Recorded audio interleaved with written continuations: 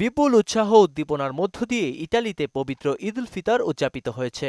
রাজধানীর রোমসহ কমপক্ষে ৫০ স্থানে খোলা মাঠে ঈদের জামায়াত অনুষ্ঠিত হয়। ইতালি আওয়ামী লীগের পক্ষ থেকে ইতালিতে এবং বিভিন্ন দেশে যারা আছেন, দেশে এবং প্রবাসে সকল ধর্ম এবং বর্ণের মানুষের সবাইকে ঈদের শুভেচ্ছা।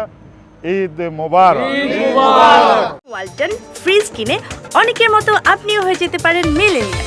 সেরা পণ্যের সেরা অফার। এই আনন্দটা বয়ে থাক আগামী দিনগুলোর মতো। শুভেচ্ছা রইল সকল মুসলিমদের। আবার ঈদ মোবারক হবে। আল্লাহু আকবার। রোম দূতাবাসের charge the affairs Jasim Uddin সহ কমিউনিটির শীর্ষ নেতারা পবিত্র ঈদের নামাজ আদায় করেন জাতীয় ঈদগাহ মাঠ পিয়াচ্চা ভিত্তরিওতে। এখানে সকাল ৭টা থেকে শুরু হয় ৫টি জামাত। জাতীয় ঈদ উদযাপন পরিষদের আয়োজনে খোলা মাঠে ঈদের নামাজ আদায় করতে পেরে আনন্দিত প্রবাসী কমিউনিটি নেতারা।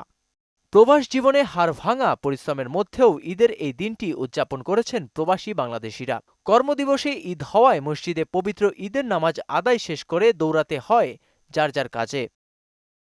প্রবাস জীবনে আত্মীয় স্বজন বাবা মা দেশে থাকায় অনেকেই ঈদের প্রকৃত আনন্দ উপভোগ করতে পারেন না। মনে কিছুটা কষ্ট থাকলেও হাসি মুখে ঈদ উদযাপন করেছেন সবাই। রাজধানীর রোমসহ ইটালির বিভিন্ন স্থানে কমপক্ষে ৫০টি খোলা স্থানে ঈদের নামাজ আদায় করেন মুসল্লিরা। এছাড়া রোমের কেন্দ্রীয় মসজিদ সহ অন্যান্য মসজিদে ঈদের একাধিক জামাত অনুষ্ঠিত হয়। নাসিমুল বারী সৌরভ, মোহনা ডিজিটাল।